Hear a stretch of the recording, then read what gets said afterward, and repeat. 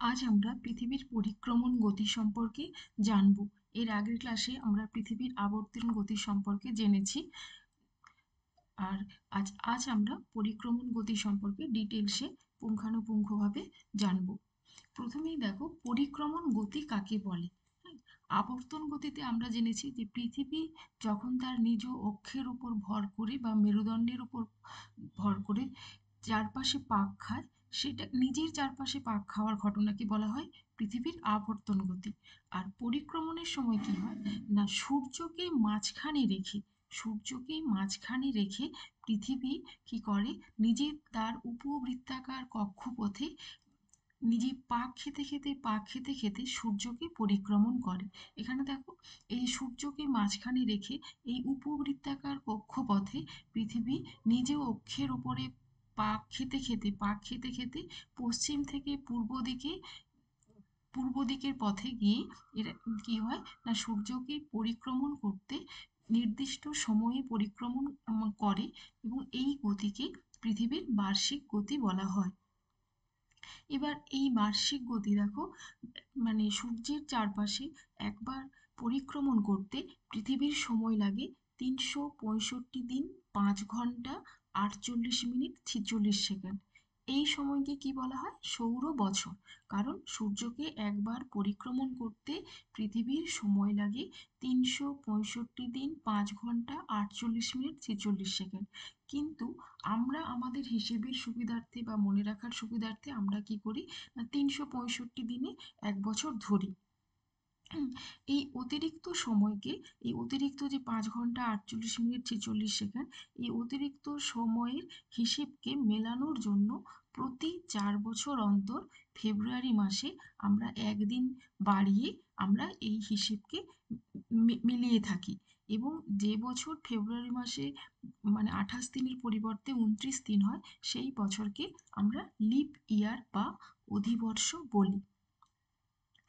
তাহলে পরিক্রমণ গতি কি হলো না, যখন মানে আবর্তনের সময় পৃথিবী তার নিজ অক্ষের চারিদিকে যে লাট্টুর মতো পাক খাওয়া, একে পৃথিবীর আবর্তন বলা হয়। আর এই লাট্টুর মতো পাক খেতে খেতে সূর্যকে মাঝখানে রেখে উপবৃত্তাকার কক্ষপথে সূর্যকে একবার পরিক্রমণ করতে যে সময় লাগে, বা এই পরিক্রমণের করাকেই পৃথিবীর পরিক্রমণ গতি বা বার্ষিক গতি বলা হয়। এর সময়টা আমরা মনে রাখবো, অ্যাকচুয়াল যে প্রকৃত সময় 365 দিন, 5 ঘন্টা, 48 মিনিট, 46 সেকেন্ড। এরপর দেখো, পরিক্রমণের দিক মানে কোন দিক থেকে কোন দিকে পরিক্রমণ করে। পরিক্রমণের দিক হচ্ছে ঘড়ির কাঁটার বিপরীতে। আমরা জানি ঘড়ির কাঁটা কোন দিক থেকে ঘোরে, এই যে এই অ্যারোটা যেই দিকে আছে এই দিক থেকে এই দিকে ঘড়ি কিন্তু পৃথিবী পরিক্রমণ করে হচ্ছে পশ্চিম থেকে পূর্ব দিকে। হ্যাঁ, মানে ঘড়ির কাঁটার বিপরীত দিকে, এই দিক থেকে পশ্চিম থেকে পূর্ব দিকে ঘড়ির কাঁটার বিপরীতে পরিক্রমণ করছে।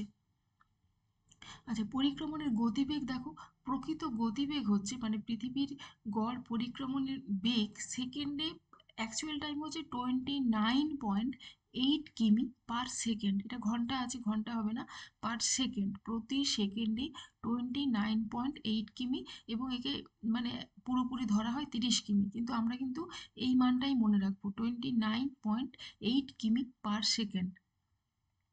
এবার এই পরিক্রমণের বেগ বলছে বছরের বিভিন্ন সময় সামান্য বাড়ে কমে। কখন বাড়ে কখন কমে এটা আমরা আবার পরে ডিটেলসে জানবো।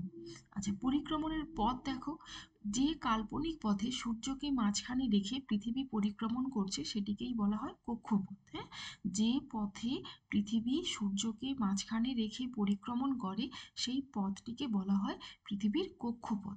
এবং এই কক্ষপথের কিছু বৈশিষ্ট্য আছে, যেমন এই কক্ষপথটি সবসময় কি হয়, উপবৃত্তাকার, মানে ডিমের মতো আকৃতি, গোল নয়। হ্যাঁ, কক্ষপথটি উপবৃত্তাকার হয় এবং এই কক্ষপথের দৈর্ঘ্য প্রায় 96 কোটি কিমি, প্রায় 96 কোটি কিমি। আর কক্ষপথটি যে নির্দিষ্ট তলে রয়েছে তা হলো কক্ষতল। পৃথিবীর কেন্দ্র এবং সূর্যের কেন্দ্র একই তলে রয়েছে। যেহেতু এই কক্ষপথের আকৃতি উপবৃত্তাকার ডিমের মতো, তাই এই কক্ষপথের কি হয় না, দুটি নাভি থাকে এবং তার মধ্যে যে কোনো একটি নাভিতে সূর্য অবস্থান করে। এবং এই দুটোই নাভির মধ্যে একটি নাভিতে সূর্য অবস্থান করে বলেই পৃথিবী এবং সূর্যের মধ্যে দূরত্ব কখনো কম হয়, কখনো বেশি হয়। পৃথিবীর মেরুরেখা কক্ষতলের সঙ্গে 66.5 ডিগ্রি কোণে এবং নিরক্ষীয় তল কক্ষতলের সঙ্গে 23.5 ডিগ্রি কোণে অবস্থান করছে। হ্যাঁ, এই মানগুলো আমরা শর্ট কোশ্চেনের জন্য মনে রাখবো, এবং এটি পরে আমি আবার আরেকটা আলাদা ভিডিও করে এই কৌণিক মানটা আমি বুঝিয়ে দেবো, যে কোথায় 66.5 ডিগ্রি হচ্ছে, কোথায় 23.5 ডিগ্রি হচ্ছে, বুঝিয়ে দেবো। এখন শুধু এটুকুই মনে রাখো যে মেরুরেখা কক্ষতলের সঙ্গে 66.5 ডিগ্রি এবং নিরক্ষীয় তল কক্ষতলের সঙ্গে 23.5 ডিগ্রি কোণে অবস্থান করছে। এরপর দেখো অধিবর্ষ, যেটা আমরা একটু আগেই বলেছিলাম, যে সূর্যকে মাঝখানে রেখে উপবৃত্তাকার কক্ষপথে পৃথিবীর একবার পরিক্রমণ করতে অ্যাকচুয়াল বা প্রকৃত সময় লাগে 365 দিন 5 ঘন্টা 48 মিনিট 46 সেকেন্ড। কিন্তু আমরা আমাদের হিসেবের সুবিধার্থে কি করি না, 365 দিনে 1 বছর ধরি। কিন্তু ওই যে অতিরিক্ত 5 ঘন্টা 48 মিনিট 46 সেকেন্ড, বা যাকে পুরোপুরি 6 ঘন্টা ধরতে পারি, ওই 6 ঘন্টার হিসেব মেলানোর জন্য প্রতি 4 বছর অন্তর কি হয় না, 6×4 = 24 ঘন্টা বা একদিন, এই অতিরিক্ত একদিন আমরা ফেব্রুয়ারি মাসে বাড়িয়ে নিই।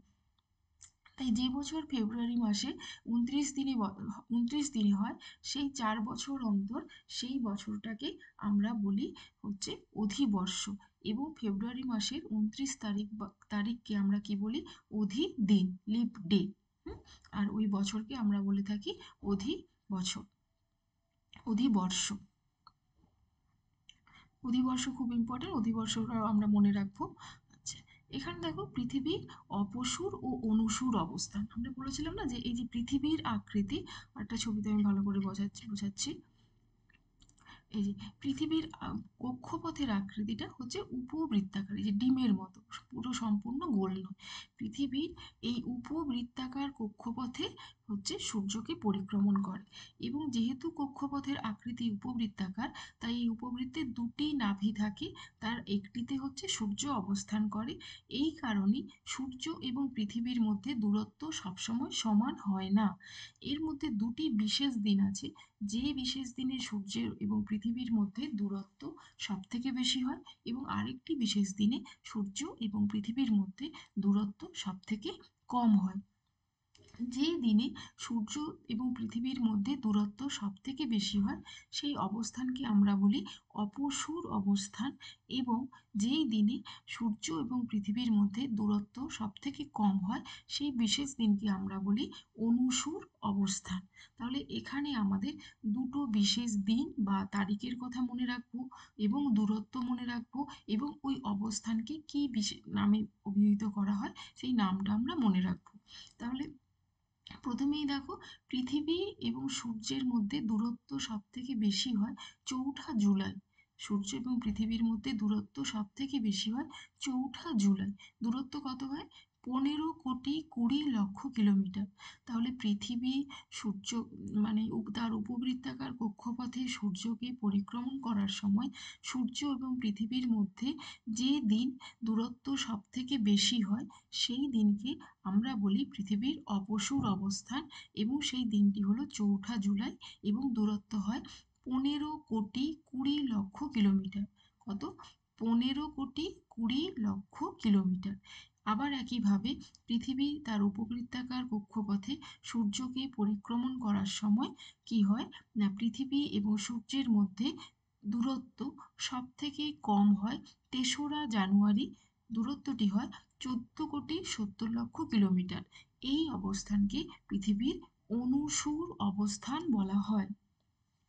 তাহলে এখানে দুটি ডেট এবং দূরত্ব এবং এই বিশেষ অবস্থানের নাম আমরা মনে রাখবো। তাহলে অপসূর অবস্থানে পৃথিবী এবং সূর্যের মধ্যে দূরত্ব সব থেকে বেশি হয়। অনুসূর অবস্থানে, অনু মানে ছোট, অনুসূর অবস্থানে পৃথিবী এবং সূর্যের মধ্যে দূরত্ব সব থেকে কম হয়। এবং এই দুটি ডেট হলো, অপসূর অবস্থানের তারিখ হলো 4ঠা জুলাই, অনুসূর অবস্থানের তারিখ হলো 3রা জানুয়ারি। এবং এই দূরত্বটি হলো অপসূর অবস্থানে 15,20,00,000 কিমি এবং অনুসূর অবস্থানে 14,70,00,000 কিমি। এবং এই অপসূর অবস্থানে পৃথিবী এবং সূর্যের মধ্যে দূরত্ব যেহেতু সবথেকে বেশি হয়, তাই এই সময় পৃথিবীর পরিক্রমণের বেগ হ্রাস পায় এবং সূর্যকে সামান্য ছোট দেখায়, যেহেতু দূরত্বটা বেড়ে যাচ্ছে। তাহলে কি হয়, এর ফলে অপসূর অবস্থানে সূর্যকে সামান্য ছোট দেখায় এবং পৃথিবীর পরিক্রমণের বেগ হ্রাস পায়। এবং অনুসূর অবস্থানে যেহেতু সূর্য এবং পৃথিবীর মধ্যে দূরত্ব সব থেকে কম হয়, তাই সূর্যকে সামান্য বড় দেখায় এবং পৃথিবীর পরিক্রমণের বেগ বাড়ে। তাহলে অনুসূর অবস্থানে পৃথিবীর পরিক্রমণের বেগ বাড়ে, অপসূর অবস্থানে পৃথিবীর পরিক্রমণের বেগ কমে। তাহলে এখানে দুটো তারিখ, দূরত্ব এবং এই অপসূর এবং অনুসূর অবস্থান, এই তিনটি বিষয় আমরা খুব ভালো করে মনে রাখবো। এবং এই এই অংশটা আমরা ক্লাস 7-এও পড়েছি, ক্লাস 7-এও ছিল, তোমরা মনে করো ক্লাস 7-এ ছিল। আচ্ছা, তাহলে এই অপসূর এবং অনুসূর অবস্থান বুঝতে পারলে। এরপর আমরা চলে যাব হচ্ছে রবি মার্গ বা হচ্ছে সূর্যের আপাত বার্ষিক গতি। এই চ্যাপ্টার থেকে বিশেষ মানে কয়েকটা তারিখ এবং বিশেষ কিছু নাম আমাদের মনে রাখতে হবে।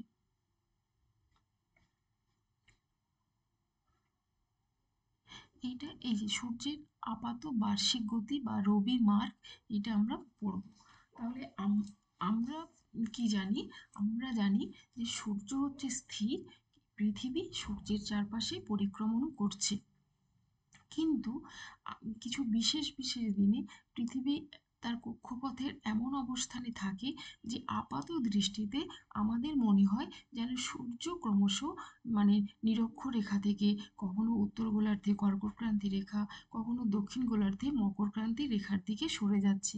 এই যে আপাত দৃষ্টিতে আমাদের এই মানে সূর্যের অবস্থানের পরিবর্তনের যে ঘটনা, একেই আমরা কি বলে থাকি, সূর্যের আপাত বার্ষিক গতি বা রবি মার্ক। মানে রবি মানে সূর্য, মার্ক মানে পথ, সূর্য যে পথে মানে তার নিজের অবস্থানে পরিবর্তন করে। এখানে বিশেষ কয়েকটি তারিখ আমি বলছি, যেমন দেখো 21শে মার্চ, 21শে মার্চ, 21শে মার্চ এবং 23শে সেপ্টেম্বর, এই দুটো বিশেষ দিনে সূর্য নিরক্ষরেখার উপর লম্বভাবে কিরণ দেয়। এই দুটো বিশেষ দিনে 21শে মার্চ এবং 23শে সেপ্টেম্বর, এখানে দেখো 0 ডিগ্রি নিরক্ষরেখার উপর লম্বভাবে কিরণ দেয়। তাই এই সময় এই দুটো দিনে পৃথিবী মানে 12 ঘন্টা দিন, 12 ঘন্টা রাত্রি এবং সূর্যরশ্মি লম্বভাবে এই নিরক্ষরেখার উপর পতিত হয়।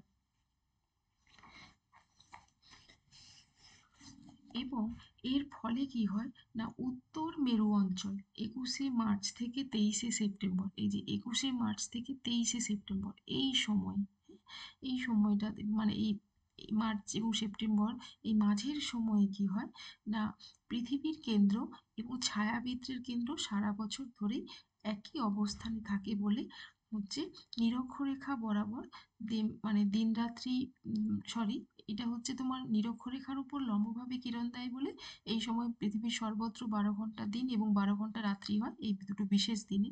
এবং এই যে 21শে মার্চ থেকে 23শে সেপ্টেম্বর, এই যে সময়ের ব্যবধান, এখানে কি এই সময় কি হয় না, উত্তর মেরু অঞ্চলে একটানা ছায়াবৃত্তের আলোকিত অঞ্চল এবং দক্ষিণ মেরু অঞ্চলে ছায়াবৃত্তের অন্ধকার অংশ থাকে।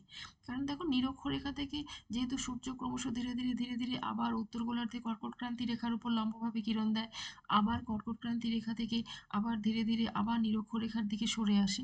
তাহলে এই সময়ের ব্যবধানে কি হয় না, উত্তর গোলার্ধে বা উত্তর মেরু অঞ্চলে একটানা 6 মাস দিন চলে। দিনের আলো আমরা এই সময় উত্তর মেরু বা সুমেরু অঞ্চলে পেয়ে থাকি। এবং এই একই সময়ের ব্যবধানে সুমেরুতে যখন একটানা 6 মাস দিন থাকে, কুমেরুতে তখন একটানা রাত্রি থাকে। আবার 23শে সেপ্টেম্বর থেকে 21শে মার্চ, 23শে সেপ্টেম্বর থেকে 21শে মার্চ এই সময়ের ব্যবধান, তাহলে সেপ্টেম্বর, অক্টোবর, নভেম্বর, ডিসেম্বর, জানুয়ারি, ফেব্রুয়ারি, মার্চ, এই 6 মাস আবার সূর্য ধীরে ধীরে ধীরে ধীরে কি হয় না মকর ক্রান্তি রেখা মানে দক্ষিণ গোলার্ধে আসে, আবার দক্ষিণ গোলার্ধ থেকে ধীরে ধীরে নিরক্ষরেখার দিকে সরে যায়। এই সময়ের ব্যবধান, এই 6 মাস সময় কুমেরুতে একটানা দিন থাকে এবং সুমেরুতে ঠিক তার উল্টো এই সময় একটানা 6 মাস রাত থাকে। আচ্ছা, যেহেতু 21শে মার্চ এবং 23শে সেপ্টেম্বর সূর্য নিরক্ষরেখার ওপর লম্বভাবে কিরণ দেয়, তাই এই দুটো বিশেষ দিনকে 21শে মার্চকে কি বলা হয়, মহাবিষুব। হ্যাঁ, বিষুব কথার অর্থ হলো দিন রাত্রি সমান। হ্যাঁ, বিষুব কথার অর্থ আমরা মনে রাখবো, দিন রাত্রি সমান। তাই 21শে মার্চকে কি বলা হয়, মহাবিষুব। এবং 23শে সেপ্টেম্বরকে বলা হয় জলবিষুব। এবং এই মহাবিষুব এবং জলবিষুবর দুটো অপর নাম আছে।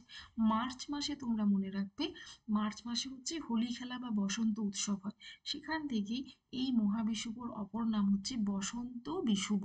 হ্যাঁ, তাহলে মনে রাখবে, মার্চে মহাবিষুব, এবং যেহেতু এই সময় বসন্ত উৎসব পালন করা হয় তাই এই মহাবিষুবের অপর নাম বসন্ত বিষুব। এবং 23শে সেপ্টেম্বরকে কি বলা হয়, জলবিষুব। এবং আমরা একটু মনে রাখবো এর অপর নাম হচ্ছে শারদ বিষুব। এবং এটা কিভাবে মনে রাখবো, তাহলে সেপ্টেম্বর, অক্টোবরে কি হয়, শরৎকালে দুর্গাপুজো হয়, সেখান থেকে শারদ বিষুব। তাহলে জলবিষুবর অপর নাম শারদ বিষুব, আর মহাবিষুবের অপর নাম বসন্ত বিষুব। এবং ডেটটা হলো 21শে মার্চ মহাবিষুব আর 23শে সেপ্টেম্বর জলবিষুব। তাহলে এই দুটো ডেট আমরা মনে রাখবো। আবার দেখো, এই 21শে মার্চের পর থেকে ধীরে ধীরে সূর্য উত্তর গোলার্ধের দিকে সরে যায় এবং কর্কটক্রান্তি রেখায় 21শে জুন লম্বভাবে কিরণ দেয়। যেহেতু 21শে জুন কর্কটক্রান্তি রেখায় লম্বভাবে কিরণ দেয়, তাই এই সময় উত্তর গোলার্ধে দিনের দৈর্ঘ্য সব থেকে মানে এই 21শে জুন কর্কটক্রান্তি রেখায় পৌঁছানোর পর আর কিন্তু সূর্যকে আমরা আপাত দৃষ্টিতে উত্তর দিকে সরে যেতে দেখবো না। তাই এই 21শে জুনকেই কি বলা হয়, উত্তর অয়নান্ত দিবস। মানে উত্তরায়ণ, যে উত্তর দিকে ধীরে ধীরে সরে যাচ্ছিল, এই 22শে ডিসেম্বরের পর থেকে ধীরে ধীরে উত্তর দিকে সরে যাচ্ছিল, এই 21শে জুন তারিখে উত্তর আয়নের শেষ দিন। তাই জন্য এই 21শে জুনকে আমরা বলবো উত্তর অয়নান্ত দিবস বা কর্কট সংক্রান্তি। যেহেতু কর্কট ক্রান্তি রেখার উপর লম্বভাবে কিরণ দেয় এবং এটি উত্তরায়ণের শেষ দিন, এবং এই কর্কট ক্রান্তি রেখার পর আর যেহেতু উত্তর দিকে সরে যায় না, তাই একে কর্কট সংক্রান্তি বা উত্তর অয়নান্ত দিবস বলা হয়। আবার 21শে জুনের পর থেকে ধীরে ধীরে সূর্য দক্ষিণ দিকে সরে আসতে থাকে এবং 23শে সেপ্টেম্বর নিরক্ষরেখার উপর লম্বভাবে কিরণ দেওয়ার পর 22শে ডিসেম্বর মকরক্রান্তি রেখার উপর দক্ষিণ গোলার্ধে লম্বভাবে কিরণ দেয়। তাই এই দিনকে আমরা, এই 22শে ডিসেম্বরকে আমরা বলি মকর সংক্রান্তি বা দক্ষিণ অয়নান্ত দিবস। মানে এরপর কিন্তু আমরা আর আপাত দৃষ্টিতে সূর্যকে দক্ষিণ দিকে সরে যেতে দেখব না, তাই এটি হলো দক্ষিণায়নের শেষ দিন বা দক্ষিণ অয়নান্ত দিবস। এবং যেহেতু এটি মকরক্রান্তি রেখার পৌঁছায়, দক্ষিণায়নটা শেষ হয় মকরক্রান্তি রেখায়, তাই এই দিনকে আমরা মকর সংক্রান্তি বলে থাকি, মকর সংক্রান্তি। তাহলে কর্কট সংক্রান্তি 21শে জুন, মকর সংক্রান্তি 22শে ডিসেম্বর।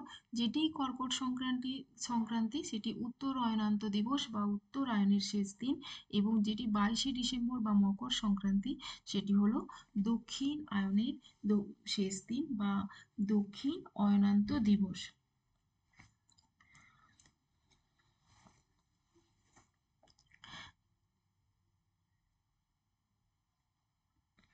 তাহলে 21শে মার্চ এবং 23শে সেপ্টেম্বর যেহেতু সূর্য নিরক্ষরেখার উপর লম্বভাবে কিরণ দেয়, তাই পৃথিবীব্যাপী বা পৃথিবীর সর্বত্র দিন রাতের দৈর্ঘ্য সমান হয়।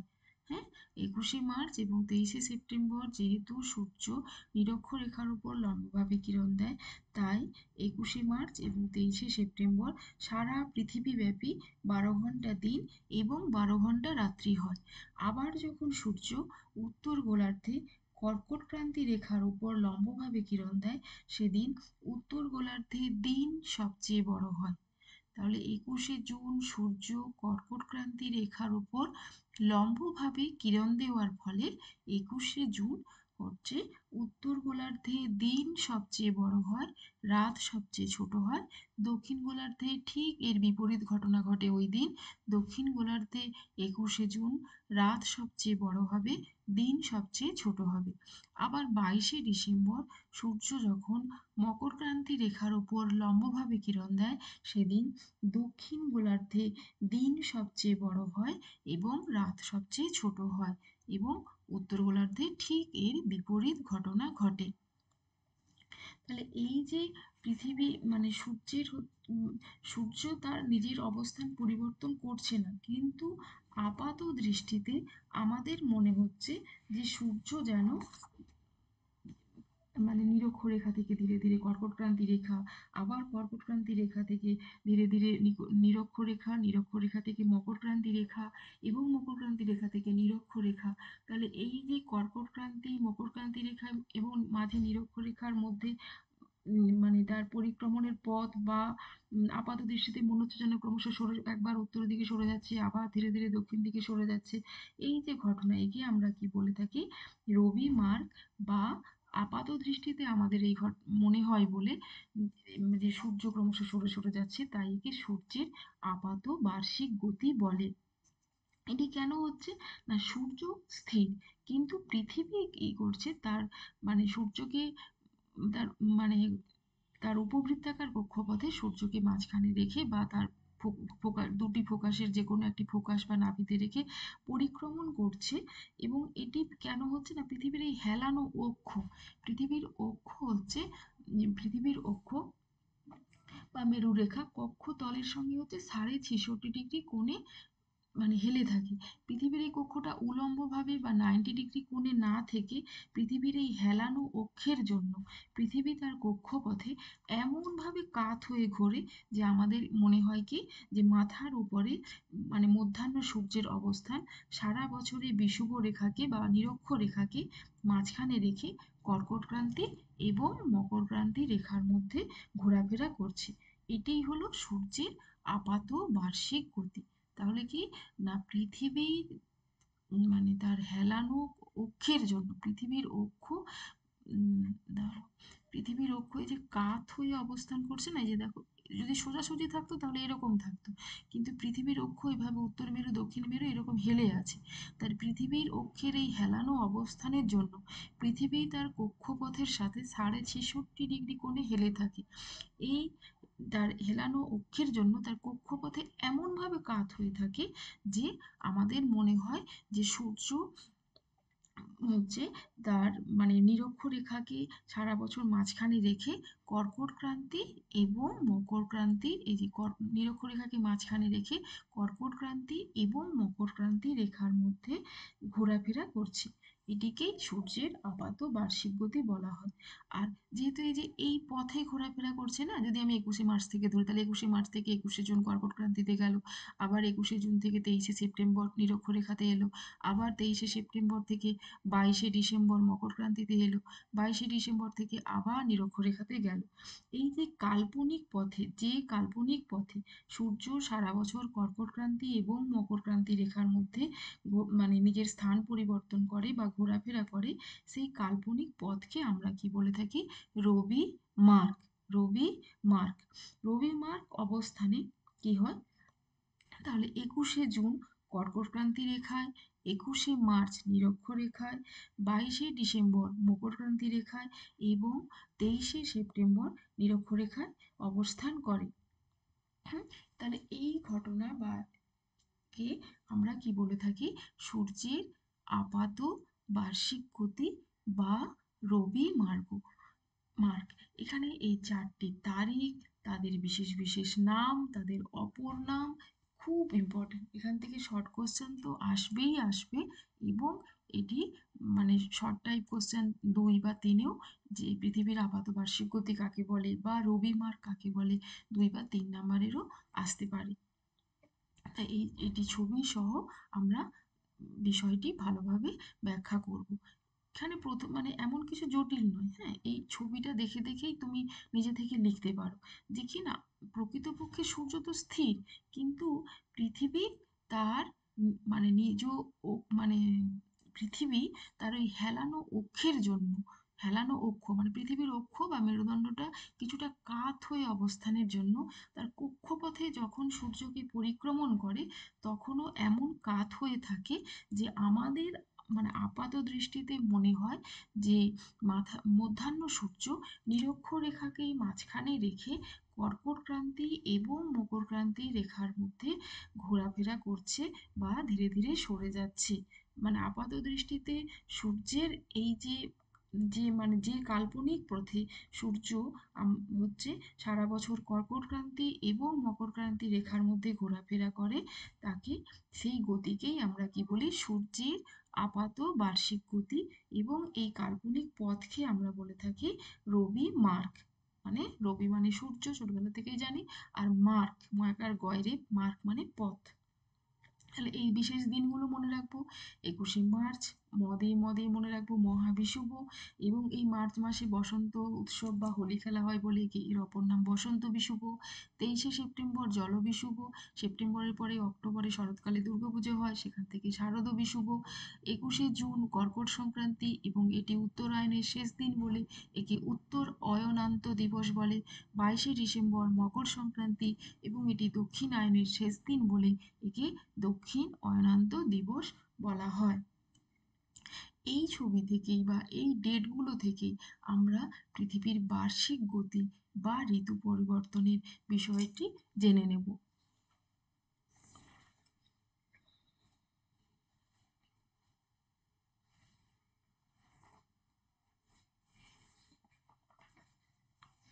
এই দেখো, তাহলে ঋতু পরিবর্তন কিভাবে হয়, হ্যাঁ, ঋতু পরিবর্তন কিভাবে হয় না, এই যে বিভিন্ন সময়, এই যে আমরাই নিজেরাই দেখছি শীতকালে আমাদের কি রাত রাত অনেক বড়, দিন ছোট, তাড়াতাড়ি সন্ধ্যা হয়ে যায়, হ্যাঁ, আবার রাতটা অনেক বড়, মানে দিন ছোট রাত বড়। আবার গ্রীষ্মকালে দিনের দৈর্ঘ্য অনেক বেশি, দিনটা অনেক বেশি হয়। যখন গ্রীষ্মকালে মানে শীতকালে 5টার সময় অন্ধকার হয়ে যায় শীতকালে, গ্রীষ্মকালে দেখবে মানে 7টা মানে প্রায় পৌনে 6টা 45, 7টার দিকে মানে আমরা অন্ধকারটা নেমে আসে, এতটা সময় কিন্তু আমরা আলো পাই। এই যে বছরের বিভিন্ন সময়ে দিনের দৈর্ঘ্যের তারতম্য হয়, এবং সূর্যরশ্মির পতন কোণেরও তারতম্য হয়। শীত গ্রীষ্মকালে গরম, হ্যাঁ, কারণ আমরা দেখলাম না 21শে জুন সূর্য কর্কট ক্রান্তি রেখার উপর লম্বভাবে কিরণ দেয়, এর ফলে উত্তর গোলার্ধে দিন সব থেকে বেশি, রাত ছোট, মানে দিনের দৈর্ঘ্য বেশি, রাত ছোট হয়। তাহলে যত বেশি সময় ধরে আমরা সূর্যের আলো পাবো, তত কি হবে, সূর্যরশ্মির মানে তাপমাত্রাটা বাড়তে থাকবে। হুম, এবং সূর্যরশ্মি উত্তর গোলার্ধে এই সময় কি হবে, প্রায় লম্বভাবে, মানে কর্কট ক্রান্তি রেখার উপর তো লম্বভাবে কিরণ দিচ্ছে, এবং তার পার্শ্ববর্তী অঞ্চলগুলোতে মানে কিছুটা তির্যক বা অতি তির্যক ভাবে, যত মেরুর দিকে যাব তত তির্যক থেকে অতি তির্যক ভাবে সূর্যরশ্মি পতিত হবে। এর ফলে কি হয়, দিন রাত্রের দৈর্ঘ্যের হ্রাস বৃদ্ধি ঘটে, এবং সূর্যরশ্মিরও বিভিন্ন বছরের বিভিন্ন সময় বিভিন্ন ঋতুতে সূর্যরশ্মিরও পতন কোণের তারতম্য হয়। এর ফলে আমরা আমাদের মানে বছরকে আমরা 4টি বিশেষ ঋতুতে ভাগ করেছি। কি কি সেই 4টি বিশেষ ঋতু? সেটি হলো গ্রীষ্ম, শরৎ, শীত ও বসন্ত। এবার দেখো, তাহলে গ্রীষ্মকাল কোন সময় হবে? আমরা যেহেতু উত্তর গোলার্ধে বসবাস করি, মানে অ্যাকচুয়ালি ভারতবর্ষ হচ্ছে উত্তর পূর্ব গোলার্ধের দেশ, তো আমরা ধরে নিলাম যেহেতু আমরা এখানে উত্তর গোলার্ধে বসবাস করছি, তাহলে উত্তর গোলার্ধে কিভাবে মানে সূর্যরশ্মির পতন কোণের তারতম্য হচ্ছে, তার উপর নির্ভর করে দিন রাত্রি দৈর্ঘ্যেরও তারতম্য হচ্ছে, এবং সর্বোপরি ঋতু পরিবর্তন হচ্ছে। তাহলে আমরা এখানে দেখো, 21শে জুন, 21শে জুন কি পড়েছিলাম, 21শে জুন সূর্য কর্কট ক্রান্তি রেখার উপর লম্বভাবে কিরণ দেয় উত্তর গোলার্ধে। তাহলে যেহেতু 21শে জুন সূর্য কর্কট ক্রান্তি রেখার উপর লম্বভাবে কিরণ দেয়, তাই এই সময় কর্কট ক্রান্তি মানে উত্তর গোলার্ধে উত্তর গোলার্ধে দিন সব থেকে বড় হয় এবং রাত সব থেকে ছোট হয়, এবং দক্ষিণ গোলার্ধে ঠিক এর বিপরীত ঘটনা ঘটে, দিন ছোট হবে, রাত বড় হবে। তাই এখানে 21শে জুনের আগের 1.5 মাস এবং পরের 1.5 মাস, হ্যাঁ, মোট 3 মাস সময় উত্তর গোলার্ধে গ্রীষ্মকাল থাকে এবং দক্ষিণ গোলার্ধে শীতকাল থাকে। তাহলে কি মনে রাখবো এই 21শে জুন ডেটটা দিয়ে? না, 21শে জুন তারিখে সূর্য উত্তর গোলার্ধে কর্কটক্রান্তি রেখার ওপর লম্বভাবে কিরণ দেওয়ায় এই সময় উত্তর গোলার্ধে দিন সব থেকে বড় হয় বা দিনের দৈর্ঘ্য বড় হয়, রাত সব থেকে ছোট হয়, এবং দক্ষিণ গোলার্ধে ঠিক এর বিপরীত ঘটনা ঘটে। তাই 21শে জুনের 1.5 মাস আগে থেকে 1.5 মাস পর পর্যন্ত মোট 3 মাস উত্তর গোলার্ধে গ্রীষ্মকাল থাকে এবং দক্ষিণ গোলার্ধে ঠিক এর বিপরীত শীতকাল হয়। তাহলে গ্রীষ্মকাল কখন হয় উত্তর গোলার্ধে আর শীতকাল কখন হয় দক্ষিণ গোলার্ধে সেটা জানতে পারলাম। আবার 21শে জুনের পরে আমরা জুন, জুনের পরে কি হবে? জুন, জুলাই, আগস্ট, সেপ্টেম্বর, এখানে চলে আসি সেপ্টেম্বর। তাহলে 23শে সেপ্টেম্বর সূর্য নিরক্ষরেখার ওপর লম্বভাবে কিরণ দেওয়ায়, আমরা পড়েছি 23শে সেপ্টেম্বর, আগের এটাতে পড়লাম না, এই যে 23শে সেপ্টেম্বর সূর্য নিরক্ষরেখার উপর লম্বভাবে কিরণ দেয়। তাহলে যে দিন সূর্য নিরক্ষরেখার উপর লম্বভাবে কিরণ দেয় সেই দিন পৃথিবীর সর্বত্র দিনরাত্রির দৈর্ঘ্য সমান হয়। হুম তাহলে পৃথিবীর সর্বত্র দিনরাত্রির দৈর্ঘ্য সমান হয় এবং এই সময় সূর্যরশ্মি নিরক্ষরেখার ওপর লম্বভাবে পতিত হয় এবং বাকি স্থানে কোথাও তির্যক বা এবং অতি তির্যকভাবে পতিত হয়। ফলে সূর্যরশ্মি যেহেতু নিরক্ষরেখার ওপর লম্বভাবে পতিত হয় তাই উষ্ণতা খুব বেশি, মানে যেহেতু নিরক্ষরেখার লম্বভাবে কিরণ দেবে তাহলে এখানে উষ্ণতা বেশি হবে। হ্যাঁ, আর যত উত্তর এবং দক্ষিণ মেরুর দিকে যাব তত উষ্ণতার পরিমাণ কমতে থাকবে। তাই এই 23শে সেপ্টেম্বরের 1.5 মাস আগে থেকে 1.5 মাস পর পর্যন্ত সময়কে কি বলা হয়? উত্তর গোলার্ধে শরৎকাল এবং দক্ষিণ গোলার্ধে বসন্তকাল। আমরা এখানে কিন্তু এই ঋতু পরিবর্তনের ঘটনাটিকে একটু মুখস্থ করার চেষ্টা আদৌ করব না, মুখস্থ একদমই করব না। আমরা নিজে বুঝে নিয়ে এই ডেটগুলোকে মাথায় রেখে উত্তরটি সাজিয়ে নেব। তাহলে দেখো, 23শে সেপ্টেম্বর সূর্য পড়েছি আমরা, 23শে সেপ্টেম্বর সূর্য নিরক্ষরেখার উপর লম্বভাবে কিরণ দেয়। যে দিন সূর্য নিরক্ষরেখার উপর লম্বভাবে কিরণ দেয় সেই দিন পৃথিবীর সর্বত্র দিন রাত্রির দৈর্ঘ্য সমান হয় এবং নিরক্ষরেখা থেকে যত উত্তর এবং দক্ষিণ মেরুর দিকে যাব তত সূর্যরশ্মি অতি তির্যক থেকে অতি তির্যকভাবে পড়বে। তাই এই 23শে সেপ্টেম্বর দিন সূর্য নিরক্ষরেখার উপর লম্বভাবে কিরণ দেওয়ায় এই বিশেষ দিনের 1.5 মাস আগে থেকে 1.5 মাস পর পর্যন্ত উত্তর গোলার্ধে শরৎকাল এবং দক্ষিণ গোলার্ধে বসন্তকাল চলে বা বসন্ত ঋতু বিরাজ করে।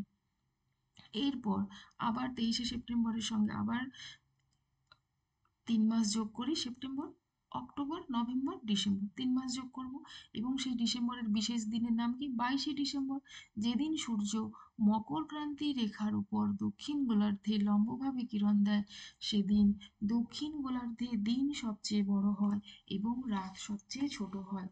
ফলে এই 22শে ডিসেম্বরের 1.5 মাস আগে থেকে 1.5 মাস পর পর্যন্ত মোট 3 মাস সময় দক্ষিণ গোলার্ধে গ্রীষ্মকাল চলে এবং উত্তর গোলার্ধে ঠিক এর বিপরীত শীতকাল বা শীত ঋতু বিরাজ করে। মনে থাকবে। হুম তাহলে কোন দিনগুলোতে কোথায় সূর্যরশ্মি লম্বভাবে কিরণ দিচ্ছে সেইটা বলবো, এবং সেটি যদি উত্তর গোলার্ধে অবস্থান করে সেই বিশেষ দিনে তাহলে সেখানে উত্তর গোলার্ধে দিন বড় হবে, রাত ছোট হবে, এবং দক্ষিণ গোলার্ধে ঠিক তার বিপরীত ঘটনা ঘটবে, দিন ছোট হবে, রাত বড় হবে। যেহেতু 22শে ডিসেম্বর দক্ষিণ গোলার্ধে মকরক্রান্তি রেখার উপর লম্বভাবে কিরণ দিচ্ছে তাহলে 22শে ডিসেম্বর দক্ষিণ গোলার্ধে দিন সবচেয়ে বড় হবে এবং রাত সবচেয়ে ছোট হবে, এবং এই বিশেষ দিন বা 22শে ডিসেম্বরের 1.5 মাস আগে থেকে 1.5 মাস পর পর্যন্ত সময় দক্ষিণ গোলার্ধে গ্রীষ্মকাল থাকবে এবং উত্তর গোলার্ধে বিপরীত শীতকাল থাকবে। আবার দেখো 21শে মার্চ, হ্যাঁ, তাহলে ডিসেম্বরের সঙ্গে আবার 3 মাস যোগ করো, ডিসেম্বর, জানুয়ারি, ফেব্রুয়ারি, মার্চ, এবং বিশেষ দিনটি হলো 21শে মার্চ। 21শে মার্চ সূর্য কি হয় না আবার নিরক্ষরেখায় লম্বভাবে চলে কিরণ দেয়, এই যে নিরক্ষরেখার উপর 21শে মার্চ লম্বভাবে কিরণ দিচ্ছে। তাহলে এই সময় নিরক্ষরেখার উপর লম্বভাবে কিরণ দেওয়ায় পৃথিবীর সর্বত্র দিনরাত্রির দৈর্ঘ্য সমান হয় এবং এই সময় উত্তর গোলার্ধে বসন্তকাল বিরাজ করে এবং দক্ষিণ গোলার্ধে শরৎকাল বিরাজ করে। এই বিশেষ দিনের 1.5 মাস আগে এবং 1.5 মাস পরে, মানে মোট 3 মাস, উত্তর গোলার্ধে যখন বসন্তকাল, দক্ষিণ গোলার্ধে তখন শরৎকাল বিরাজমান হয়। তবে আমরা কি একটা বিশেষ কথা কি মনে রাখবো না, এই যে নিরক্ষীয় অঞ্চল এবং এই দুই মেরু মানে সুমেরু এবং কুমেরু অঞ্চলে এই ঋতু পরিবর্তনের প্রভাবটা খুব বেশি বোঝা যায় না। তাহলে ঋতু পরিবর্তনের প্রভাব কোথায় কোথায় বেশি বোঝা যায় না, নিরক্ষীয় অঞ্চল এবং সুমেরু এবং কুমেরু অঞ্চলে। তাহলে এই ঋতু পরিবর্তনের ঘটনাটিকে মুখস্থ করতে হবে এরপর? আমার তো মনে হয় মুখস্থ করার কোনো প্রয়োজন নেই, শুধু এই বিশেষ 4টি ডেট আমরা মনে রাখবো এবং ওই বিশেষ দিনগুলোতে কোন রেখার উপর লম্বভাবে কিরণ করছে বা সূর্য কোন গোলার্ধে অবস্থান করছে সেই বিষয়, এই দুটি বিষয় মনে রাখলেই আমরা এই ঋতু পরিবর্তনের ঘটনাটি নিজেরাই লিখতে পারবো। হ্যাঁ, আমি আরেকবার বলে দিচ্ছি, 21শে জুন তারিখে সূর্য উত্তর গোলার্ধে কর্কট ক্রান্তি রেখার উপর লম্বভাবে কিরণ দেয়। তাই এই সময় উত্তর গোলার্ধে দিন বড় রাত ছোট হয়। তাই উত্তর গোলার্ধে ওই 21শে জুনের 1.5 মাস আগে থেকে 1.5 মাস পর মোট 3 মাস সময় উত্তর গোলার্ধে গ্রীষ্মকাল এবং দক্ষিণ গোলার্ধে শীতকাল চলে।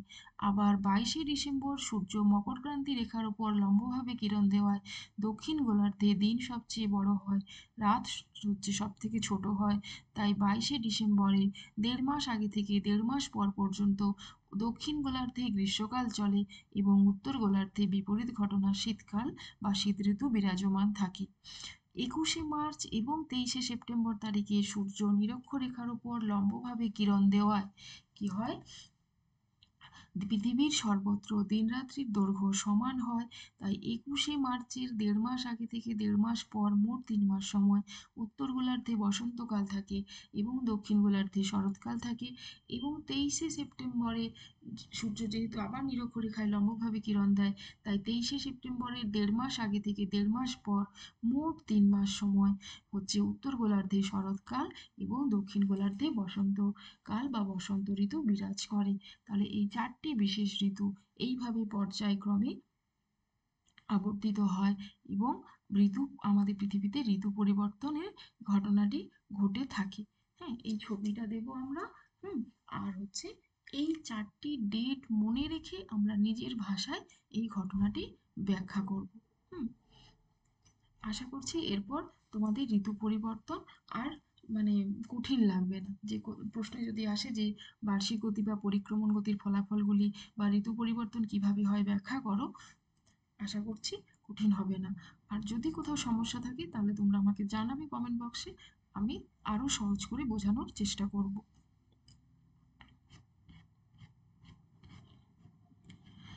এইখানের এই বিশেষ বিশেষ এই পরিক্রমণের গতিবেগ, পরিক্রমণের দিক, পশ্চিম দিক থেকে পূর্ব দিক, বার্ষিক গতি কাকে বলে, প্রকৃত সময় কত, হ্যাঁ, কক্ষপথের আকৃতি কিরকম, কক্ষপথের দৈর্ঘ্য মানে এই যে 96 কোটি কিমি, মেরুরেখা কক্ষতলের সঙ্গে 63.5 ডিগ্রি, নিরক্ষীয় তল কক্ষতলের সঙ্গে 23.5 ডিগ্রি কোণে অবস্থান করে, এই বিষয়গুলি মনে রাখবো। অধিবর্ষ কাকে বলে মনে রাখবো, একদম নিজের ভাষাতেই লিখবো যে সূর্যকে মাঝখানে মানে পৃথিবী তার উপবৃত্তাকার কক্ষপথে পশ্চিম থেকে পূর্ব দিকে সূর্যকে পরিক্রমণ করার সময় বা ঘুরতে প্রকৃতপক্ষে সময় নেয় 365 দিন 5 ঘন্টা 48 মিনিট 46 সেকেন্ড। কিন্তু আমরা আমাদের হিসেবের সুবিধার্থে 365 দিনে 1 বছর ধরি। এই অতিরিক্ত 5 ঘন্টা 48 মিনিট 46 সেকেন্ড বা 6 ঘন্টা সময়কে সময়ের হিসেব মেলানোর জন্য প্রতি 4 বছর অন্তর ফেব্রুয়ারি মাসে একদিন বাড়িয়ে আমরা 366 দিনে 1 বছর ধরি। যে বছর 366 দিনে 1 বছর হয় সেই বছরকে অধিবছর বা অধিবর্ষ বলে থাকি।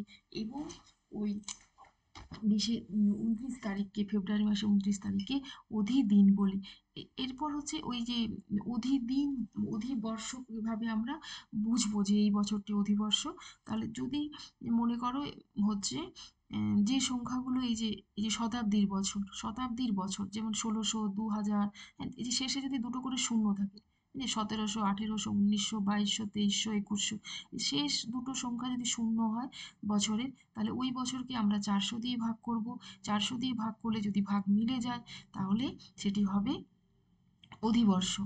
আর যদি সংখ্যার বছর হয়, যেমন 2021, হ্যাঁ, 2022, 2024, 2025 এরকম বছর হলে সেগুলোকে আমরা 4 দিয়ে ভাগ করব। যদি ভাগ মিলে তাহলে সেটি অধিবর্ষ, আর যদি ভাগ না মিলে তাহলে সেটা অধিবর্ষ নয়। তাহলে যেগুলো শতাব্দীর বছর শেষে দুটো শূন্য থাকে সেগুলোকে 400 দিয়ে ভাগ করব। আর যেগুলো এমনি সংখ্যার বছর সবগুলো 4টেই সংখ্যা, বা মোটামুটি 3টে সংখ্যা শেষে একটা শূন্য, এরকম বছর হলে সেই বছরগুলোকে আমরা 4 দিয়ে ভাগ করব, এবং যদি ভাগ মিলে তাহলে সেটি অধিবর্ষ, না হলে সেটি অধিবর্ষ নয়। আচ্ছা, অবসর অনুসর অবস্থান বলেছি, এখানেও দুটির বিশেষ তারিখ, 3রা জানুয়ারি, 4ঠা জুলাই, দূরত্ব, উপবৃত্তাকার কক্ষপথ, হ্যাঁ, এটি একে মনে রাখবো। আচ্ছা, সূর্যের আপাত বার্ষিক গতি বা রবি মার্গও বলে দিয়েছি, এটিও খুব ইম্পর্টেন্ট। এখানেও এই 4টি ডেট মনে রাখবো, এবং এই 4টি ডেট মনে রাখলেই আমরা এখান থেকেই ঋতু পরিবর্তনও খুব সহজে ব্যাখ্যা করতে পারবো।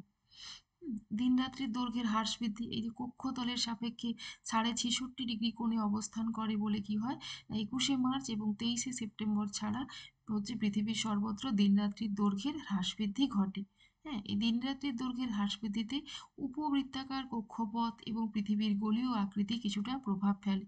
দিন রাত্রি যে ছোট বড় হয় তার জন্য কে কে দায়ী, না পৃথিবীর এই উপবৃত্তাকার কক্ষপথ, যে পথে পৃথিবী সূর্যকে পরিক্রমণ করে সেই উপবৃত্তাকার কক্ষপথ, এবং পৃথিবীর হচ্ছে নিজস্ব আকৃতি, যাকে আমরা অভিগত গোলক বলে থাকি। সেই আকৃতিটা কিরকম, না নিরক্ষীয় অঞ্চলটা সামান্য স্ফীত এবং উত্তর ও দক্ষিণ সামান্য চাপা। এই যে পৃথিবীর অভিগত গোলীয় আকৃতি, এই কারণেই হচ্ছে দিনরাত্রির দৈর্ঘ্যের হ্রাস বৃদ্ধি ঘটে।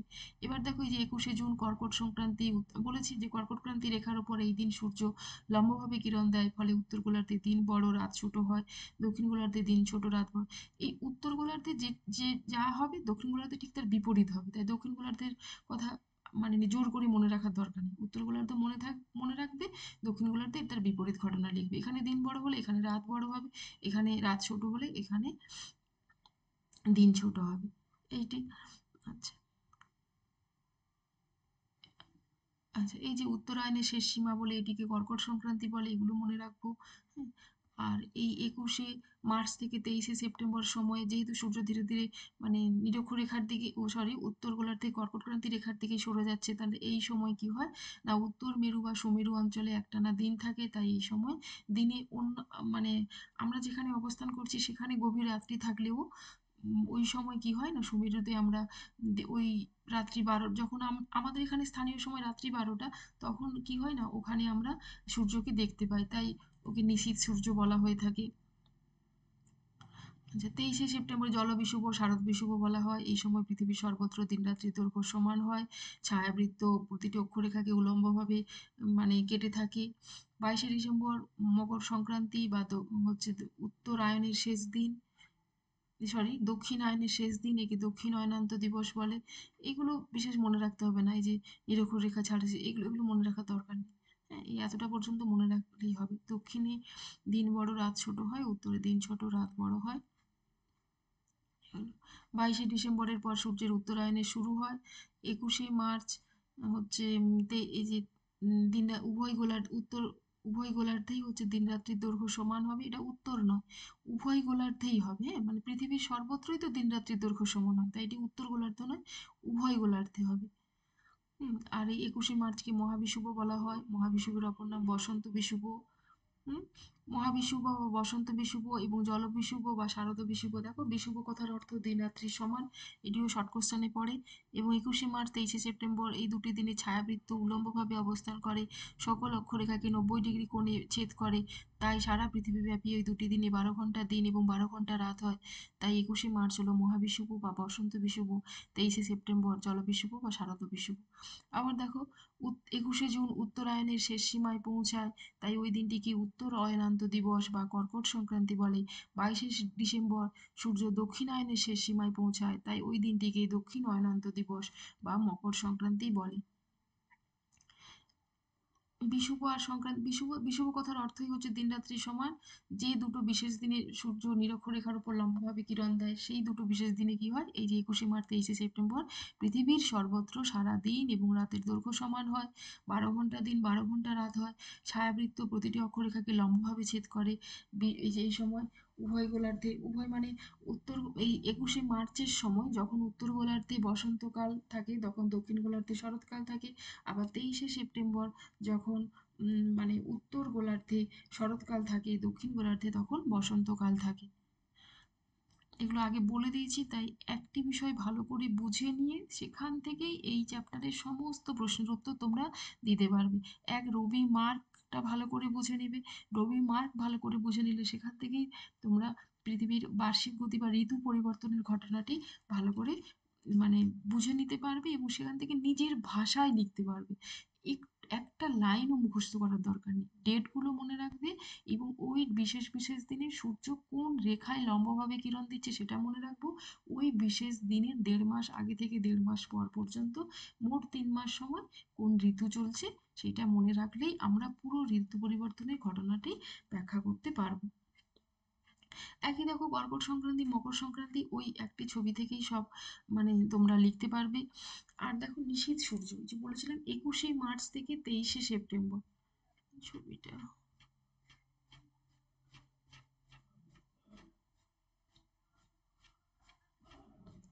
এই যে এখানে দেখো 21শে মার্চ থেকে 23শে সেপ্টেম্বর, এই যে 21শে মার্চ থেকে 23শে সেপ্টেম্বর এই সময়টা সূর্য কি হচ্ছে, ধীরে ধীরে উত্তর দিকে সরে যাচ্ছে।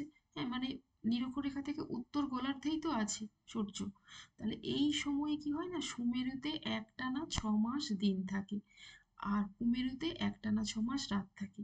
আবার 23শে সেপ্টেম্বর থেকে বা 21শে মার্চ পর্যন্ত এই 6 মাস সময়ে কুমেরুতে একটানা 6 মাস দিন থাকে আর সুমেরুতে একটানা 6 মাস রাত থাকে। তাহলে এই সময়ের ব্যবধানে কি হয় না, ওই যে আমাদের মানে আমরা যে সময় স্থানীয় সময় অনুসারে মধ্যরাত্রি অবস্থান করে বা রাত্রি 12টা বাজে, সেই সময় কি হয় না সুমেরুতে সূর্যকে আমরা দেখতে পাবো।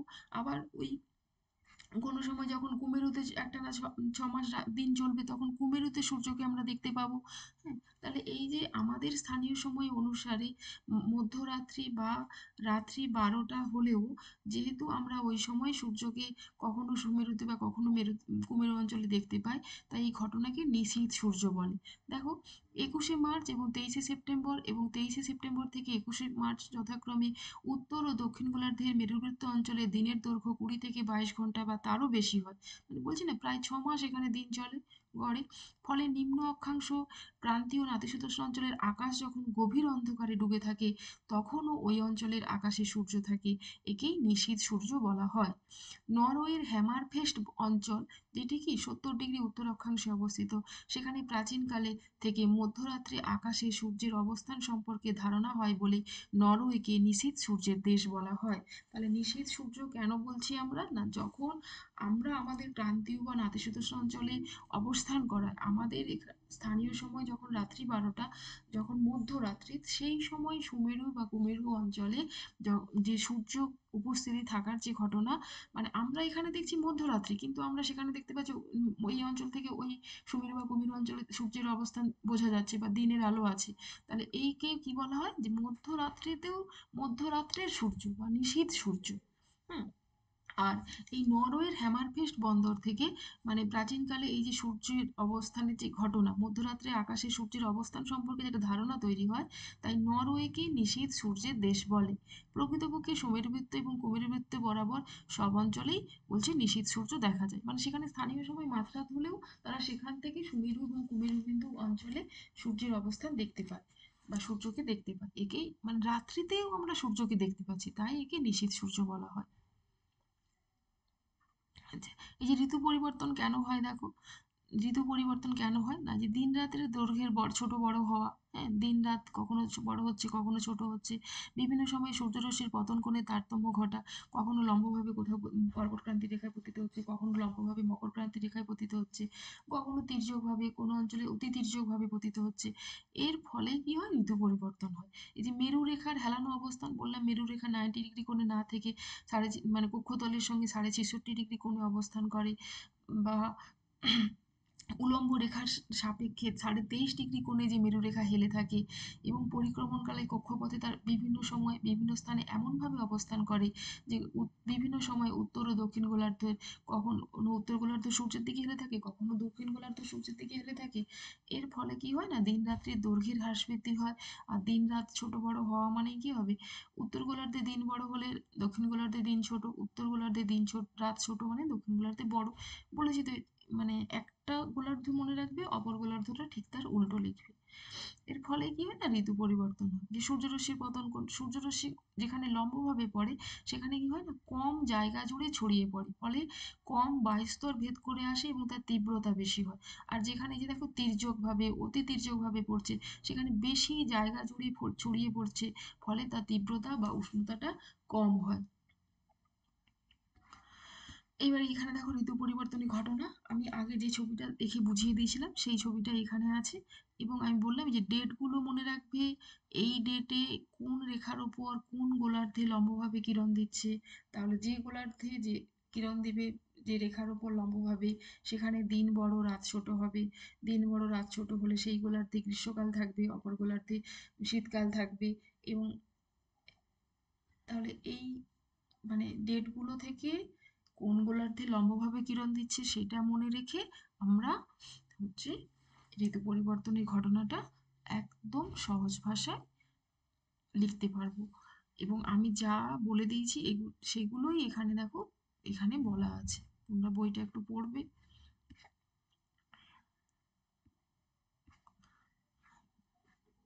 এইবার দেখো আবর্তন গতি এবং পরিক্রমণ গতি। হুম, আবর্তন গতি দেখো, পৃথিবী নিজ অক্ষের ওপর পশ্চিম থেকে পূর্ব দিকে ঘুরে চলেছে, নিজ অক্ষের ওপর পশ্চিম থেকে পূর্ব দিকে ঘুরে চলেছে, এটাই হচ্ছে পৃথিবীর আবর্তন গতি। আর পরিক্রমণ গতিতে কি হয় না, সূর্যকে মাঝখানে রেখে পৃথিবী তার নির্দিষ্ট উপবৃত্তাকার কক্ষপথে মানে নিজেই লাট্টুর মতো পাক খেতে খেতে সূর্যকে পরিক্রমণ করে। একেই কি বলা হয়, পরিক্রমণ গতি। নিজ অক্ষের চারপাশে একবার আবর্তন করতে পৃথিবীর সময় নেয় কত, প্রকৃত সময় 23 ঘন্টা 56 মিনিট 4 সেকেন্ড বা 24 ঘন্টা। সূর্যকে পরিক্রমণ করতে প্রকৃত সময় নেয় 365 দিন 5 ঘন্টা 48 মিনিট 46 সেকেন্ড বা 365 দিন 6 ঘন্টা। আর গতিবেগ দেখো, এখানে বলছে এই আবর্তনের গতিবেগও সব জায়গায় সমান নয়।